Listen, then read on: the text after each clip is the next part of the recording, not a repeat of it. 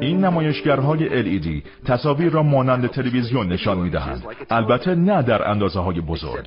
هر تخته 30 در 15 سانتیمتری دارای 500 لامپ LED در کنار هم است که تصاویر را کنار هم می‌سازند.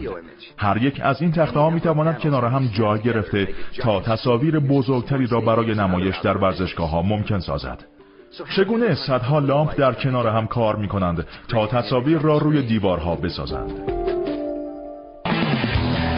کار ساخت تخته با یک دستگاه که خیلی تند حرکت می‌کند آغاز می‌شود که اجزای الکترونیکی را روی یک تخته گردان جای می‌دهد تا لامپ‌های LED بتوانند تصاویر را بسازند. برای آماده سازی تخته برای اجزای الکترونیکی آن را در یک دستگاه خودکار جای می‌دهند تا یک خمیر چسبناک را پشت آن بچسبانند تا تراشه‌های الکترونیکی روی آن جای بگیرند. این خمیر تنها در محل قطعات جای می‌گیرد و سایر فضاهای تخت مدار تمیز می‌مانند. پس از قرار گرفتن خمیر روی مدار، قطعات را به وسیله مجموعی از بازوهای مکانیکی روی تخت مدار جای می‌دهند. بزرگترین آنها از سکه بزرگتر نیست. هر قطعه 16 لامپ را کنترل می‌کنند. روی هر تخت مدار 32 قطعه کار گذاشته می‌شوند. این قطعات در مجموع 512 لامپ را کنترل می‌کنند. پس از کار گذاشتن ریز پردازنده ها تخت مدارها را به درون یک کوره می‌فرستند.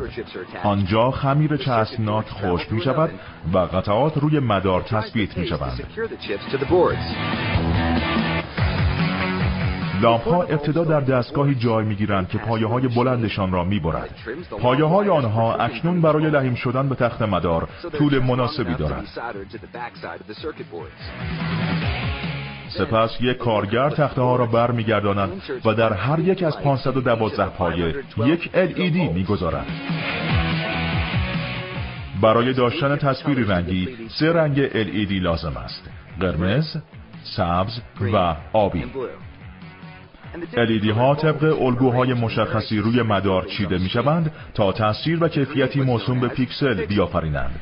پیکسل یک نقطه رنگی است. پیکسل ها در ترکیب با هم تصویر را می سازند. در این نمایشگر هر پیکسل از 4 لامپ تشکیل می شود. 2 لامپ قرمز، 1 سبز و 1 آبی. با کنترل مقدار رنگ هر یک از این 4 لامپ، تخت مدارها می توانند پیکسل هایی با بیش از 16 میلیون رنگ مختلف بسازند. پس از کار گذاشتن لامپ ها، تخت مدارها روی یک اسکلت نصب می شوند. مدارها از حوضچه قلع مذاب عبور داده می شوند. نتیجه این کار لحیم شدن پایه های LED ها به مدار است. سپس لامپ ها را آزمایش می کنند.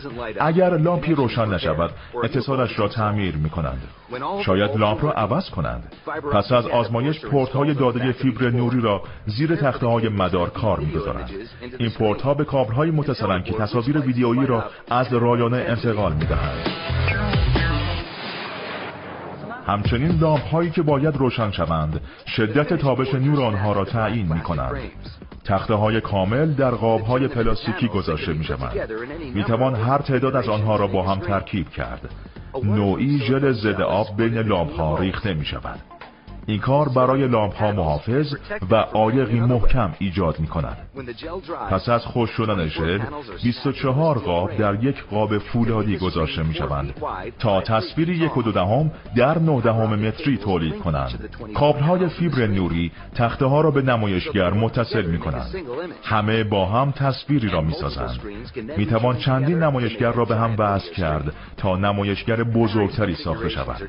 در کارخانه ترکیبات مختلف آزمایش می شوند تا از درست کار کردن نمایشگر اطمینان حاصل شود. از نزدیک می توان لامپ ها را دید، ولی از دور تصویری با وضوح بالا ساخته می شود. به هر اندازه که بخواهید می توانند بزرگ یا کوچک باشند.